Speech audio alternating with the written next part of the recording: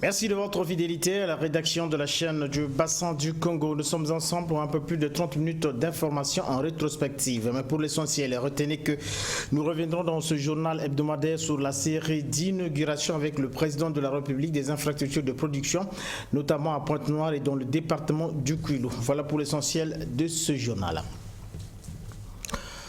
Après l'appel à candidature relatif à la mise en place de la haute autorité de lutte contre la corruption le 13 janvier dernier, la commission d'évaluation et des sélections a procédé cette semaine à l'ouverture des plis pour authentification. 413 candidats ont soumissionné à cet appel à candidature publique pour 35 postes à pourvoir. Le point dans ce reportage de Bernie Dacito. La haute autorité de lutte contre la corruption sera dirigée par une personnalité choisie après un appel à candidature publique. Contrairement à l'ancienne Commission nationale de lutte contre la corruption dissoute et à l'Observatoire anticorruption, les membres de cette institution seront désignés à l'issue de cet appel à candidature. Au total, 413 dossiers ont été reçus par la commission d'évaluation. 35 postes sont à pourvoir et c'est sous le contrôle de Rita Félicité Tondo, huissier de justice, que les plis ont été ouverts pour authentifier les candidatures. Tout Congolais jouissant de ses droits civiques et non condamné pour des crimes ou délits ou à une sanction privative de liberté peut devenir membre de cet organe. Cet appel à candidature est une première au Congo. L'objectif pour le gouvernement de la République est celui d'intensifier la lutte contre la corruption et la fraude et de réprimer de manière plus efficace les antivaleurs. Ongemi Wilfried Bininga, ministre de la Justice et des Droits humains, vice-président du comité de sélection, parle de la suite à donner après cette phase de dépouillement. La coordination, donc la commission de sélection des membres de la haute autorité de lutte contre la corruption, va transmettre l'ensemble des dossiers au comité d'évaluation. Le comité d'évaluation va siéger pendant 15 jours environ pour examiner chaque dossier, suivant les critères qui ont été définis, et ensuite établir une liste restreinte par ordre donc de mérite des différents candidats aux différentes fonctions, après quoi la commission d'évaluation retransmettra donc son rapport à la commission, à la grande commission donc de coordination, laquelle devra donc procéder conforme aux critères à l'identification des cadres promis donc aux différentes fonctions et soumettre l'ensemble de ceux-ci à la signature du président de la République pour ce qui concerne donc le poste de président et de secrétaire général, et ensuite le premier ministre du gouvernement devra signer les décrets pour ce qui concerne les autres postes. Parmi les candidats ayant postulé pour la présidence de la haute autorité de lutte contre la corruption, on peut citer entre autres Ella Djadjibril Abdoulaye Bopaka, Jérémy Moyokani et Lamir Nguélé, président de l'ancienne Commission nationale de lutte contre la corruption dissoute. Cet appel à candidature a été lancé le 13 janvier 2019 à Brazzaville. Et puis le Congo abrite le 19 mars prochain la table ronde pour le financement des projets d'infrastructure en Afrique centrale. À un mois de cet événement, d'une importance d'ailleurs capitale, le ministre de l'aménagement du territoire en charge des grands travaux, Jean-Jacques Bouya, a échangé sur la question avec les diplomates en poste au Congo en vue de relayer cette information auprès des partenaires. Le point dans ce reportage de Irma Okonjo et Joré Sekomba. C'est une rencontre qui permettra de financer 3 projets phares d'infrastructures de transport de portée sous-régionale, subdivisés en 12 sous-projets, des projets qui devront être réalisés dans la période allant entre 2020 et 2030. Il s'agit du projet de construction du pont route-rail sur le fleuve Congo qui va relier les deux villes Brazzaville et Kinshasa, du projet de mise en niveau de construction des ouvrages portuaires sur le fleuve Congo et ses affluents et celui d'aménagement de la route Ouesso-Bangui et N'Djamena. Pour cela, une table ronde est prévue en date du 19 mars prochain et vise à mobiliser près de 2,5 milliards d'euros pour une première phase d'investissement prioritaire 2020-2024 et ainsi poursuivre les efforts fournis par les pays membres de la sous-région. Un véritable carrefour des principaux échanges commerciaux du continent pour développer les routes et les transports. Le ministre en charge des grands travaux revient sur les motivations et les enjeux de la table ronde à venir. En janvier 2004, les chefs d'État et de gouvernement avaient adopté le plan directeur consensuel des transports en Afrique centrale, ce que nous appelons le PDCTAC. Donc, les pays d'Afrique centrale s'étaient donc lancés effectivement dans cette grande ambition. C'est l'ambition de la réalisation d'un réseau important d'infrastructures visant donc la densification de ce réseau d'infrastructures et surtout l'amélioration des interconnexions de la région autour des autres régions qui font partie donc du continent africain. Ici est de noter que cette table ronde, organisée par la Communauté économique des États de l'Afrique centrale avec l'appui des gouvernements des pays de la sous-région, sera financée par la Banque africaine de développement, banque qui réitère son engagement d'accompagner ce projet intégrateur. Pendant ce temps, le chef de l'État, Denis Sassou Nguesso, vient d'inaugurer la 3e turbine de la centrale électrique du Congo. Une turbine qui va porter la production électrique au niveau de cette centrale à 484 MW, capacité nécessaire à la desserte de tout le pays. N'est-ce pas, Giscard Maungu, Anse Mangala? 170 mégas supplémentaires dans la puissance installée de la Tchèque, mais aussi 170 mégas de plus dans la capacité de production du Congo. Ce mardi, Denis Sassou Nguesso a coupé le ruban symbolique marquant le lancement officiel de la 3e turbine de la centrale électrique du Congo. Les moments sont historiques qu'une photo pour marquer la postérité était nécessaire après la coupure du ruban symbolique et le président de la République a même signé dans le livre d'or et visité quelques lieux. Mais le tout du côté des allocutions s'est passé ici où tous ceux qui ont pris la parole ont souligné l'impact que va apporter la 3e turbine avec cette mise en service pour l'économie congolaise et pour aussi Pointe-Noire, ville industrielle qui a aussi sa zone économique spéciale. L'entrée en production de la 3e turbine portera la capacité installée de la CEC à 484 MW, soit une augmentation de 110 MW. Cette production supplémentaire est propice à donner une nouvelle impulsion aux industries et à la réalisation de zones économiques spéciales, pour ainsi contribuer efficacement à la diversification de l'économie nationale. Avec la mise en service, la Tchèque passe de 314 à 484 mégas de puissance installée et la structure pourra même distribuer directement son énergie à les entreprises. Cher Blaise Zoniaba l'a dit. La CEC dispose à présent de quoi amplement satisfaire les besoins actuels internes, aussi bien ceux de l'opérateur de service public de l'électricité que ceux des industriels auxquels elle peut directement fournir du courant. La mise en service de la 3e turbine éloigne aussi le spectre des coupures lors des révisions des turbines. Elle pourra désormais respecter le calendrier des opérations de maintenance des installations telles que prescrites par les constructeurs et nous éloigner le cauchemar de longues périodes de baisse de production. Reste le transport de l'énergie qui est à améliorer pour ne plus avoir ce qu'à Pointe-Noire on appelle courant Yabitini-Bitini, ces fameux délestages. Madame le maire de Ngoyo l'a souligné. Nous formons donc le vœu que vous puissiez cristalliser désormais vos énergies sur les questions de transport jusque dans nos domiciles. Ainsi, le phénomène de délestage dans notre ville ne sera plus qu'un mauvais souvenir et nos détracteurs cesseront leurs critiques oiseuses du courant Bitini-Bitini.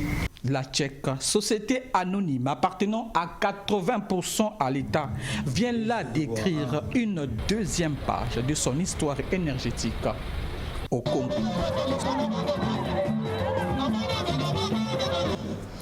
Des cycles combinés pourront augmenter la production de cette centrale à 1000 MW, comme nous le dit une fois de plus Anse Mongala et Giscard Maungu dans ce reportage. Avec cette troisième turbine, le Congo passe à plus de 760 mégas de puissance installée. Et les perspectives ici à la Tchèque, la centrale électrique du Congo rassure. Avec les cycles combinés qui sont dans les tuyaux, l'entreprise pourra même atteindre les 1000 mégas. Ceci n'est qu'une étape dans le programme de développement de la CEC. La prochaine consistera à passer au cycle combiné, qui est un procédé de réutilisation des gaz chauds émis par les turbines pour chauffer des chaudières produisant la vapeur d'eau, qui est injectée dans les turbines à vapeur pour générer l'électricité. La capacité de la CEC passerait ainsi de 484 MW à 1000 MW. Une démarche respectueuse de l'environnement avec ces cycles combinés. Le directeur des ressources humaines de la Tchèque s'en réjouit aussi. À travers les cycles combinés, nous avons un engagement très important au niveau environnemental.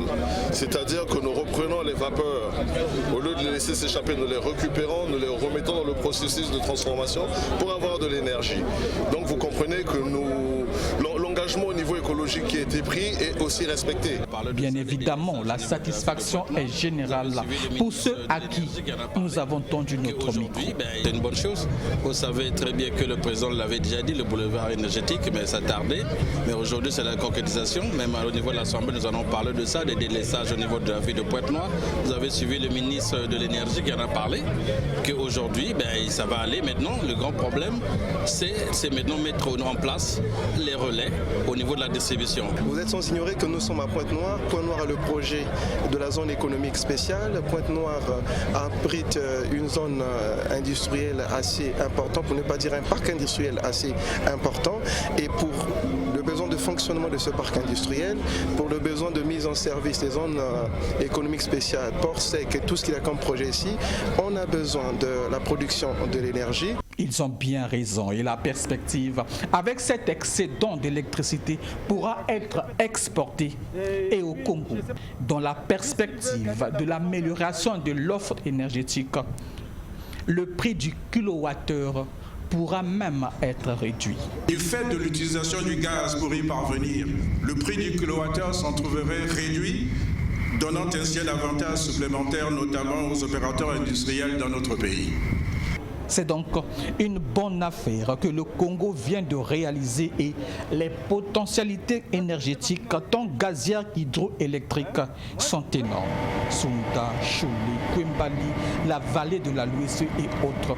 Pour une mixité énergétique, le Congo de l'électricité a un bel avenir devant lui.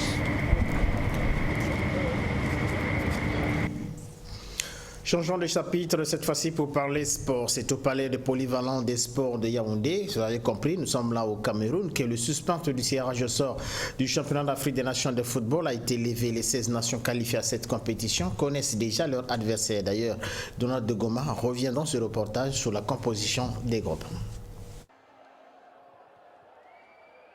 La course pour la 6e édition du CHAN est bien lancée et les différentes nations sont désormais fixées sur leurs adversaires. Au nombre des combinaisons, des retrouvailles très attendues entre les deux Congos. Un derby du fleuve Congo qui promet, comme à l'accoutumée, beaucoup d'électricité dans l'air. Déjà lors des préparatifs à Kinshasa pour la première édition du tournoi Tifoko, ces deux rivales avaient déjà lancé la sonnette d'alarme. Et au tournoi amical international de Brazzaville, ces deux nations n'ont pas eu l'opportunité de se mesurer une fois de plus. Elles ont donc préféré conserver leurs énergies pour la phase finale du CHAN. Dans ce groupe B, le Congo retrouvera de nouveau son bourreau de tous les temps, la Libye, vainqueur de l'épreuve en 2014 en Afrique du Sud et qui a été repêché suite au désistement de la Tunisie, et le Niger, 4e nation de ce groupe. Dans les autres groupes, notamment le groupe A, le pays hôte, le Cameroun a hérité du groupe dit de la mort, avec le Mali, le Burkina Faso et le Zimbabwe, qui avaient déjà barré la voie au Ghana. Dans le groupe C, le vainqueur du dernier CHAN, le Maroc, en découdra avec le Rwanda, l'Ouganda et et le Togo qui arrive pour une première fois dans cette compétition. Enfin, dans le groupe D, on retrouve la Zambie, la Guinée, la Namibie et la Tanzanie. Pour rappel, de toutes ces nations, une seule a déjà remporté l'épreuve à 2 reprises. Il s'agit des Léopards de la RDC, vainqueurs en 2009 en Côte d'Ivoire et en 2016 au Rwanda. Cette 6e édition du championnat d'Afrique 2020 se déroulera dans 3 villes, Yaoundé, Douala et Limbé. À l'ouverture, le 4 avril, le pays organisateur, le Cameroun, accordera son hospitalité au Zimbabwe. Et selon certaines sources, le très attendu Congo-RDC sera le premier match des Diables Rouges. Se rendre compte des réalités, pas des réalités des poules, mais que vivent les riverains du cimetière de Gambomi, du marché de Kintélé et ceux du monastère, que Stella Mensa Sessungeso a effectué une descente dans ces zones, accompagnée de Christelle Gakoso. Le premier site visité, c'est le monastère Notre-Dame des Sources Sœurs Clarisse, où une bonne partie est menacée par les érosions qui ne cessent de prendre de l'ampleur. Érosion causée par les pluies diluviennes et le manque de canalisation.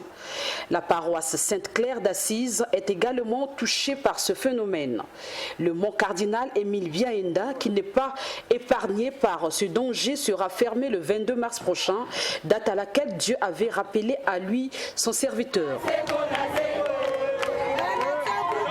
Après, la délégation s'est déportée au marché provisoire de Kintélé.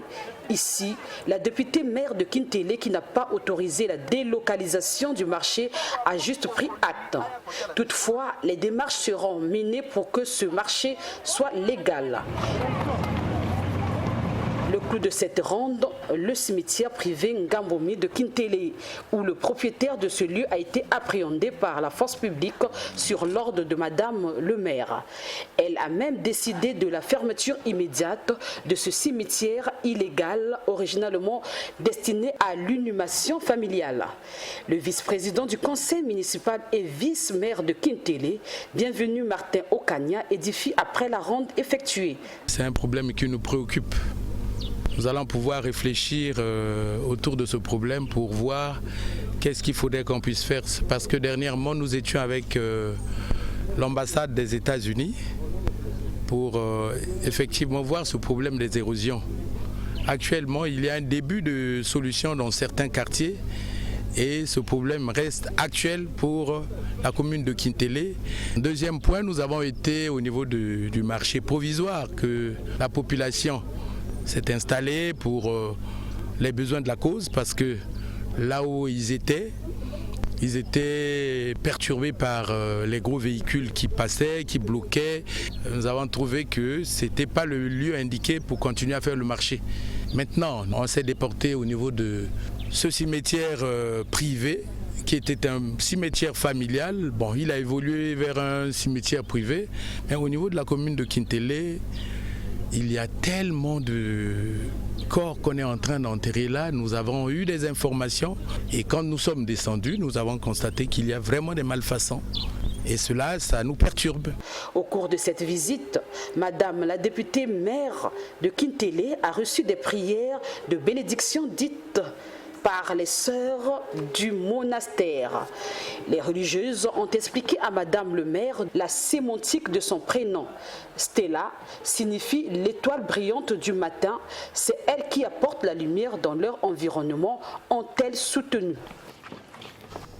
Restons toujours dans cette communauté urbaine de Kintélé, dans le département du Poul et notamment au quartier Tiba. Vous l'avez vu dans ces images où une érosion menace dangereusement la paroisse Notre-Dame des Sœurs Clarisse. Selon certains observateurs, l'occupation anarchique des parcelles de terrain serait à l'origine de cette situation dramatique que nous décrivent Christelle Ngakoso une fois de plus.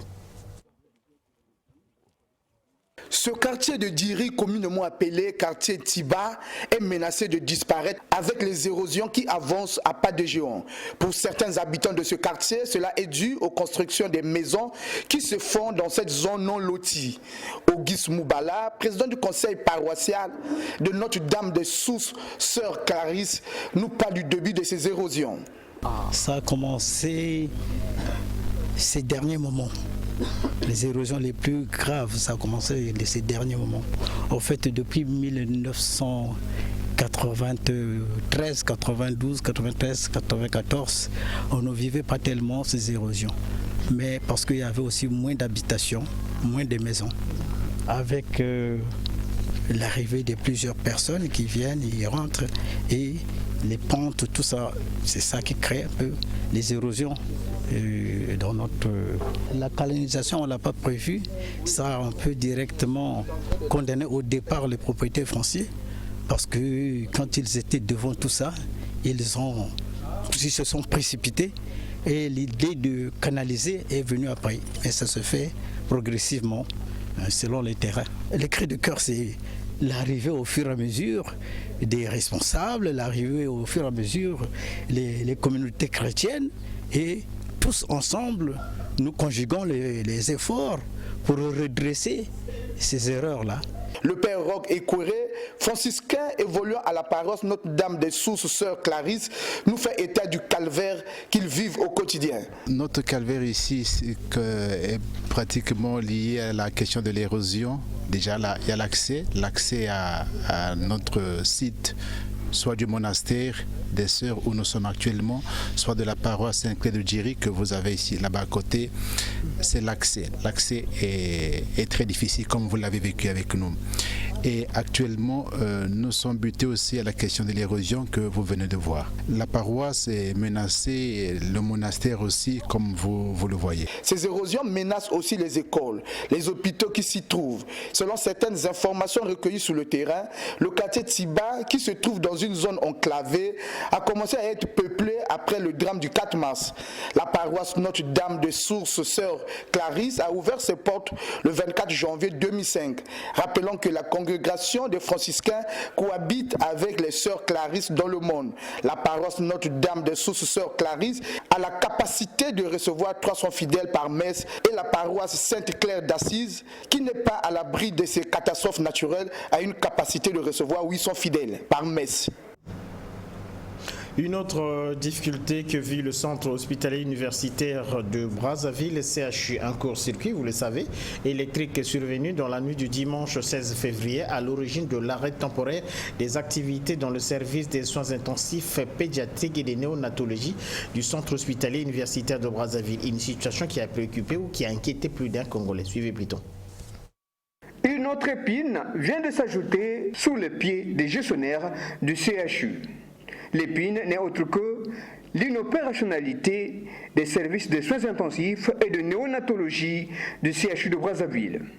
Un communiqué du ministère de la Santé et de la Population informe la population congolaise en général et brazzavilloise en particulier de l'arrêt temporaire des activités dans les services de soins intensifs pédiatriques et néonatologie. Son inopérationnalité a été causée par un court-circuit électrique survenu dans la nuit du dimanche 16 février 2020. Pour les cas graves d'enfants, précise ce dit communiqué, les formations sanitaires doivent référer les patients prioritaires à l'hôpital spécialisé Mère et Enfant Blanche Gomez, tandis que pour les cas relativement simples, les formations sanitaires doivent référer préférentiellement aux hôpitaux de base de Talangaï, Makelekele, Bakongo et Filou. Les 11 et 12 février dernier, une délégation des membres de la commission santé, affaires sociales, famille et genre de l'Assemblée nationale a pu toucher du doigt les difficultés auxquelles sont confrontées ces structures. Les directeurs généraux de Blanche Gomez et Talangaï l'ont bien exprimé. L'électricité à Blanche Gomez est un véritable problème. C'est un problème parce que nous avons, quand tout se passe bien, au moins 20 coupures de courant par jour. Sinon, nous atteignons les 40 coupures. Et c'est des coupures de 2-3 minutes, parfois de moins d'1 minute. Ce jeu de yo-yo-là est très préjudiciable pour les appareils électroniques que nous avons à l'hôpital. Évidemment, il y a beaucoup d'appareils qui tombent en panne parce que le courant est de très mauvaise qualité. Vous savez que cet hôpital a été réhabilité, la dernière réhabilitation part depuis les événements du 4 mars 2012 et il a réouvert en 2015. Donc de 2015 à aujourd'hui, ce sont ces équipements-là qui fonctionnent. Donc des coupures répétées, intempestives d'électricité causent beaucoup de pannes. Même si nous essayons d'assurer la maintenance curative, mais on craint que ces équipements tombent carrément en désuète et hors usage. Nous avons une réanimation polyvalente qui a beaucoup de malades. Il y en a qui sont sous oxygénodépendants, qui ont besoin en permanence de l'oxygène. Or là, nous nous approvisionnons auprès d'un privé de la place en achetant des obus d'oxygène.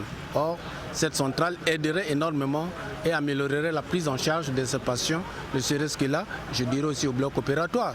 En étant gynéco, on vous a montré comment est-ce que nous nous battons pour amener de l'oxygène à ce niveau-là. Au regard de mots épinglés dans ces deux structures sanitaires, et vu les effectifs pléthoriques constatés dans les couveuses et salles de réanimation de Blanche-Gomez et Talangayi, présentés comme des établissements ayant un plateau technique acceptable, on se demande si elles sont à mesure de répondre aux besoins sanitaires des malades et atteintes des parents ayant des enfants ou un membre de famille malade. Si cela n'est pas le cas pour les parents en situation de détresse, faut-il s'attendre au pire au regard du tableau surprésenté? Ce communiqué précise aussi qu'une cellule de crise a été mise en place au ministère de la Santé pour gérer la situation. Toutefois, poursuit ce communiqué, la cellule de crise est mandatée d'assurer la communication régulière avec le grand public. Au dernier moment, nous apprenons que le service a repris ses activités. Parlons toujours santé pour dire que le laboratoire national de santé publique ici à Brazzaville a mesure de diagnostiquer le coronavirus qui sévit actuellement en Asie et particulièrement en Chine. Des milliers de doses de réactifs des labos ont été remis au ministère de la Santé et de la Population ici à Brazzaville par le chargé d'affaires de l'ambassade des États-Unis au Congo. Le point dans ce reportage de Armel Christian Zingamiko. La lutte contre le coronavirus amorcée par l'État congolais se consolide de plus en plus. En témoignent ces milliers de doses de réactifs remis par le gouvernement américain, ici représenté par Davis Previs, son chargé d'affaires en République du Congo. Un don fruit d'une coopération vieille de plus de 10 ans entre les deux États dans le domaine de la santé. Geste qui n'a pas manqué de susciter la réaction du ministre en charge de la Santé qui prend très à cœur cette situation. Notre dispositif de lutte acharnée contre le coronavirus, il nous restait donc à renforcer les capacités de diagnostic du laboratoire national de santé publique. Nous ne doutons pas qu'ici nous avons toute l'expertise nécessaire pour mener à bien ce travail. Notre laboratoire donc dispose d'une expertise de qualité. Cependant, le manque de réactifs était un blocage pour diagnostiquer le virus ici au Congo. C'était un grand obstacle qui vient aujourd'hui d'être levé grâce à notre partenariat avec le peuple américain. J'aime bien dire cela, représenté ici par sa mission diplomatique au Congo. Dans cette lutte contre la grippe à coronavirus, le Congo peut aussi compter sur l'appui et l'expertise de l'Organisation mondiale de la santé. Avec ce don, le laboratoire national de santé publique congolais est désormais capable de diagnostiquer le coronavirus. Vous l'avez suivi dans ce journal. Après la centrale électrique, le président de la République, Denis Sassou Nguesso, a lancé à Vindoulo les activités du complexe industriel Les Grands Moulins du Kouilou. Dans cette usine sortira de la farine, du savon et la pâte alimentaire. Le point dans ce reportage de Anne Mongala et Gisca Mango. Ils se sont massés nombreux pour saluer la présence du président de la République à Vindoulo. C'était à l'occasion de l'inauguration de ce complexe industriel, les Grands Moulins du Kouilou. Ici, on fabrique deux types de farine, celle destinée aux boulangeries, pâtisseries et autres biscuiteries, et une autre qualité pour les beignets. Mais ce n'est pas tout. L'usine fabrique aussi les pâtes alimentaires et les savons. À la cérémonie, plusieurs actes. Coupure du ruban symbolique, dévoilement de la plaque inaugurale et visite guidée des lieux pour se faire une idée de ce qui s'y fait exactement. À l'unité de fabrication des pâtes alimentaires, le président de la République y est aussi passé. Là, nous avons des pâtes humides qui vont être sectionnées sous forme d'étalage. Voilà, là on a sectionné et sous forme d'étalage, ça va suivre le process de séchage. Donc nous allons faire le tour pour voir comment. La société a su produire 14 000 tonnes le mois pour les pâtes alimentaires, chiffre qui sera dépassé, et la production de la farine satisfait bien. Les grands moulins de Kouilou affichent à ce jour une capacité de bourrage de 250 tonnes jour, avec un taux d'extraction de 75%. Nous produisons mensuellement environ 5 000 tonnes de farine et 1 500 tonnes de soins de blé, dont 1 500 sont destinés à l'exportation. Même mot pour la savonnerie. Le Congo a importé environ 25 000 tonnes de savon de ménage en 2017. La capacité de notre chaîne de production, qui s'élève à 60 000 tonnes, suffit largement pour répondre aux besoins annuels du marché national, avec une bonne partie de la production orientée vers l'exportation. Voilà qui est dit. Coût d'investissement 45 milliards 850 millions de francs CFA. Avec cette nouvelle usine de fabrication de farine, le Congo en connaissait déjà deux. C'est le prix à la consommation finale que Gilbert Ondongo espère baisser. La minoterie des grands moulins du Kouilou est la troisième au Congo. Elle vient renforcer la concurrence sur le marché national de la farine de blé. Nous savons tous quelles sont les vertus de la concurrence. Je n'en veux pour preuve que la division, au moins par 3, du prix de la tonne de ciment sous régime concurrentiel. C'est aussi l'espérance de beaucoup de Congolais. C'est en 2017 que l'entreprise GMK. Outre le grand moulin du Kouilou, le président de la République, Denis Sassou Nguesso, a inauguré les 3 nouveaux quais du port de Pointe-Noire. On retrouve une fois de plus Anse Mongala et Gisca Mango. Le port autonome de Pointe-Noire a 3 nouveaux quais. Le quai D, le quai G, qui peut recevoir des navires porte-conteneurs de grande capacité, et un autre quai, le quai polyvalent, où s'est d'ailleurs déroulée la cérémonie des quais que le président de la République a inaugurés. 3 nouveaux quais qui vont améliorer les performances et augmenter la capacité de conteneurisation de ce port, certifié ISO 9001, et qui, en 2018 et 2019, a été plébiscité meilleur port en Afrique de l'Ouest et du Centre en termes de performance des opérations portuaires. La mise en service de ce quai spécial permettra au port de faire face à la forte demande observée ces dernières années pour le traitement, entre autres, des minerais de fer, de phosphate, de clinker, de charbon et de gypse. Il servira par ailleurs pour l'accueil sans attente en rade des navires céréaliers du complexe agroalimentaire de la société Grand Moulin du Phare. C'est le directeur général du port autonome de Pointe-Noire quand il faisait son discours de présentation des infrastructures. La mise en service des 3 quais va réduire les délais d'attente des navires en rade. Cette attente pouvait atteindre 3 semaines. Il y a encore quelques mois, c'était un manque à gagner. Désormais, l'attente des navires ne dépassera pas les 24 heures. D'ailleurs, au moment de la cérémonie, le navire Mars Tukong, un navire de grande capacité, abordait le chenal et s'apprêtait à accoster.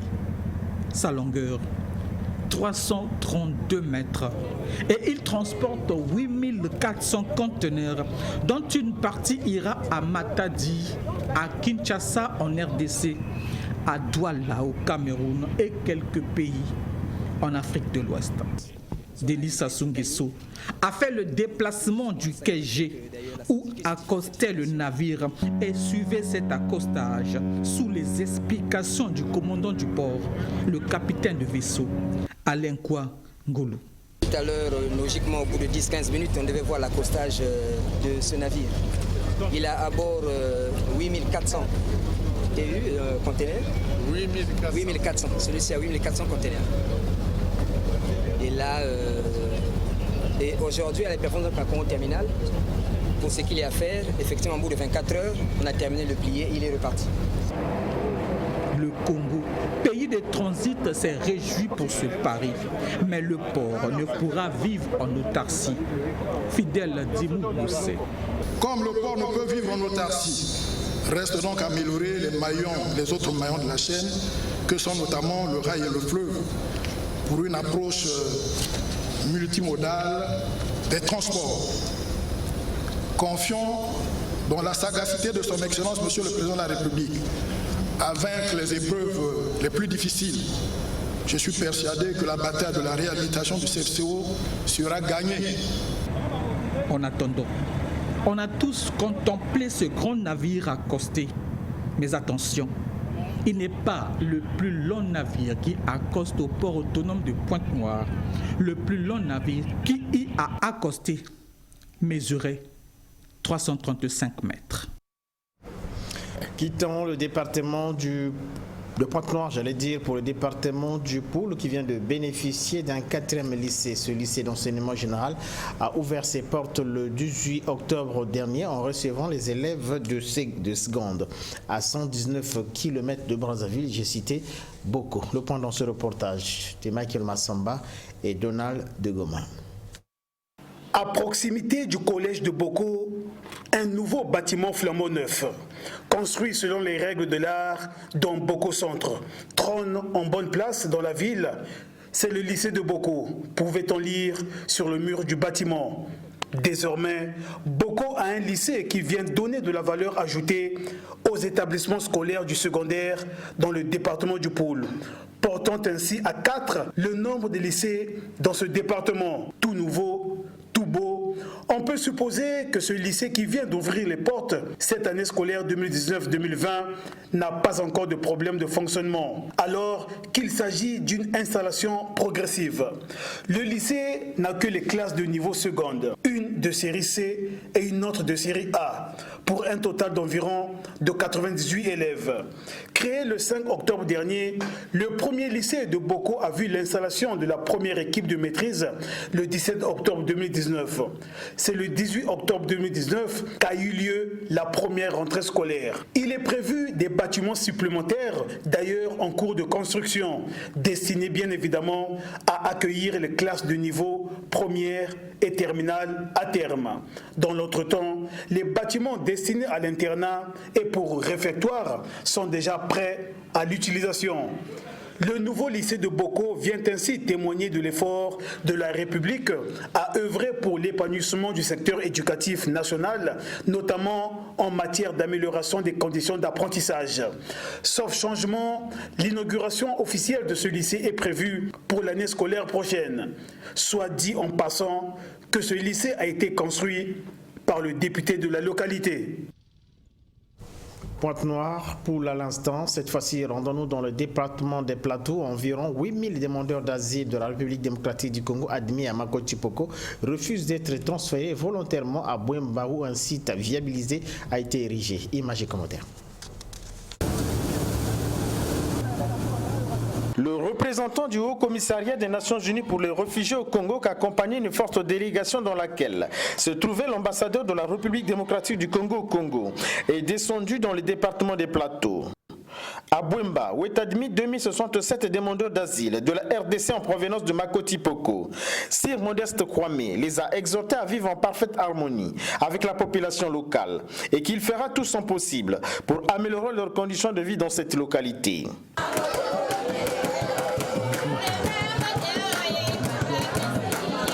À Makoti Poko, où ces ressortissants de la RDC ont été accueillis après le conflit intercommunautaire à Maïndombe.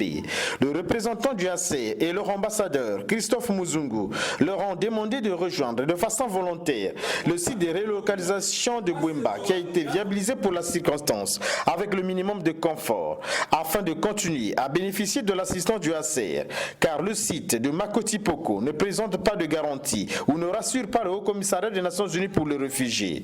En effet, Après les inondations, on note une prolifération de serpents et l'on redoute également des maladies d'origine hydrique. Il s'agit là, a indiqué le représentant du Haut-Commissariat des Nations Unies pour les réfugiés, mais également l'ambassadeur Christian Muzungu, d'un dernier appel ou sensibilisation. Ce qu'il y a à faire, c'est que nos frères de la RDC puissent comprendre le message du Haut-Commissariat des Nations Unies pour les réfugiés et aussi le message du gouvernement. À l'effet d'être transférés dans la dignité, dans la sécurité, sur le site de Bwemba, viabilisé pour eux. En tant qu'humanitaires, nous avons tout fait avec nos collègues, avec les autres agences du système des Nations Unies, avec les agences sœurs, pour pouvoir continuer leur assistance. Mais cette assistance ne va pas se poursuivre parce qu'on ne peut pas assister sur 2 sites. Ça veut dire que l'assistance prendra fin au plus tard le mois de mars, ici à Makotipoko. Ceux qui n'ont pas décidé de partir sont libres de rester à Makotipoko, mais ils seront à leur propre compte. Dans la politique du président Tshisekedi, il est question que ceux qui sont arrivés retournent. Il y a des maisons qui sont en train d'être construites chez nous. Ils ne sont pas venus définitivement. Après le mois de mars, les demandeurs d'asile ici à Makotipoko qui n'accepteront pas d'être transférés volontairement à Bwemba n'auront plus à bénéficier de l'assistance du Haut-Commissariat des Nations Unies pour les réfugiés, a martelé Sir Modeste Kwame. De manière générale, on note une réticence de plusieurs demandeurs d'asile quant au retour en République démocratique du Congo. Nombreux craignent encore pour leur sécurité dans leur pays et refusent de rejoindre le site de relocalisation de Bwemba. Les conditions de Makotipoko pour nous sont favorables.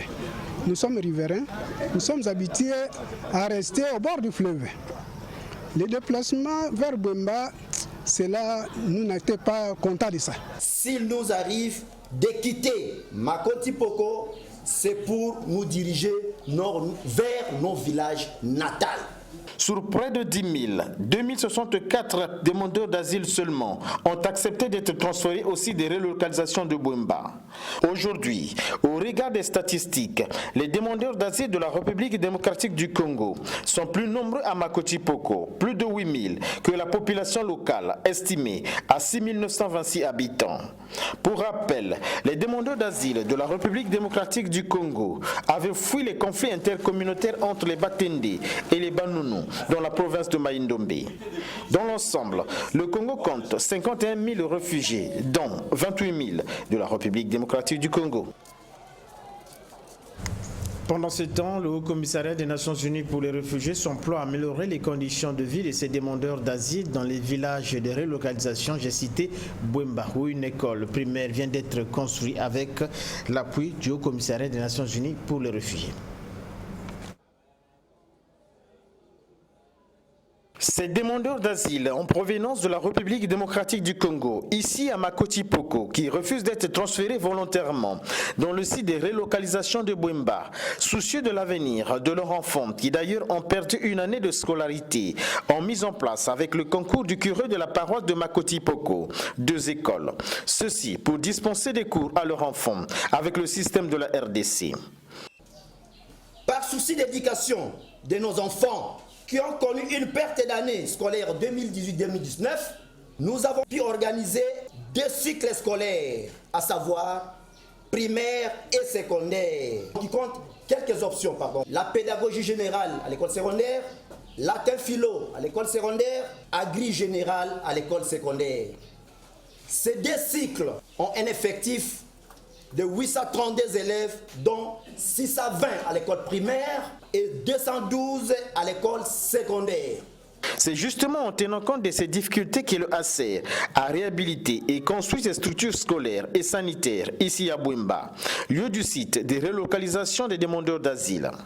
Village que ceux qui sont restés encore à Makotipoko ne veulent pas rejoindre pour des raisons qui leur sont propres, malgré moult sensibilisations et appels du HCR et de leur ambassadeur à l'effet de s'installer sur ce site de relocalisation de Bwemba. Depuis lors, le Haut Commissariat des Nations Unies pour les réfugiés répond à plusieurs défis auxquels font face les demandeurs d'asile de la République démocratique du Congo, notamment ici à Bwemba. C'est le cas de l'inclusion de ces 500 élèves, des parents demandeurs d'asile qui viennent de s'ajouter aux 2000 de la localité. Car plus question de parallélisme, une école pour les réfugiés et une autre école pour les locaux. L'heure est aujourd'hui au renforcement des capacités des structures étatiques existantes pour une inclusion dans le système national. 2 enseignants demandeurs d'asile ont été recrutés et pris en charge par le HCR. Plus de 72 millions de francs CFA ont été investis dans ces structures scolaires. Le HCR a financé la construction de 2 bâtiments scolaires de 3 salles chacun, d'un bloc administratif, d'un bloc de douche et de latrines pour renforcer la capacité d'accueil de cette école et pour améliorer les conditions d'apprentissage des élèves ainsi que leur bien-être. Ces efforts s'inscrivent aussi, a indiqué le représentant du Haut Commissariat des Nations Unies pour les réfugiés, dans le cadre de la prise en compte des communautés hôtes dans les activités du HCR pour contribuer à la consolidation de la cohabitation pacifique entre les demandeurs d'asile et les populations de Bwemba qui leur ont généreusement offert leur hospitalité.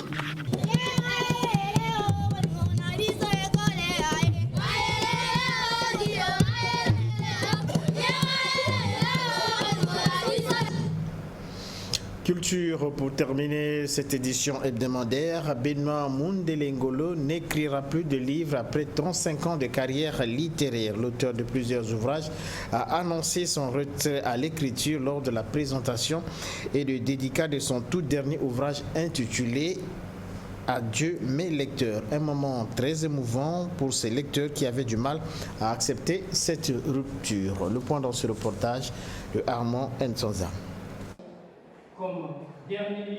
Adieu mes lecteurs. C'est le tout dernier ouvrage du général Benoît Mundelengolo, sous-titré Le Mwanantsuka de mes livres. C'est un ouvrage de revoir, de séparation de l'auteur de ses lecteurs. La présentation de ce livre a suscité des réactions très controversées. Certains de ses lecteurs, sinon pour la plupart, ne sont pas d'accord avec lui. Ils ne comprennent pas pourquoi est-ce que leur idole abandonne si vite l'écriture. Même les élèves, qui s'inspirent de ses ouvrages très captivants, le supplient de continuer à écrire. Clément Mierassa, homme politique passionné de la culture, lui parle d'une blague de mauvais goût et ne semble pas être d'accord lui aussi avec l'auteur sur sa décision d'arrêter d'écrire, de s'intéresser à la littérature. Le professeur Charles Zachary Boao est peut-être le seul à comprendre l'auteur qu'il y a un temps pour écrire, un temps pour arrêter d'écrire, car l'écrivain est un fils de son temps, disait Jean-Paul Sartre. Fin de citation. 12 intervenants pour beaucoup de préoccupations sur l'ouvrage, avec des débats passionnants. Ils veulent tous comprendre les raisons de son adieu à l'écriture. Et le griocrate Benoît Mundelengolo n'est pas passé par 4 chemins pour fixer ses lecteurs. Comme il y a un temps pour faire la politique, il devait avoir un temps pour arrêter de faire la politique. Vous n'applaudissez pas. Comme il y a un temps pour écrire, il y a un temps pour arrêter d'écrire. C'est pour cela que mon temps est arrivé pour arrêter d'écrire. Mais les sentiers sont tracés. Et j'ai dit que, à partir de maintenant, je me suis dit merci à moi-même et puis je vous dis aussi merci. Merci avec M comme méditation, E comme épiloguer, R comme réfléchir, C comme constamment, I comme intérieurement.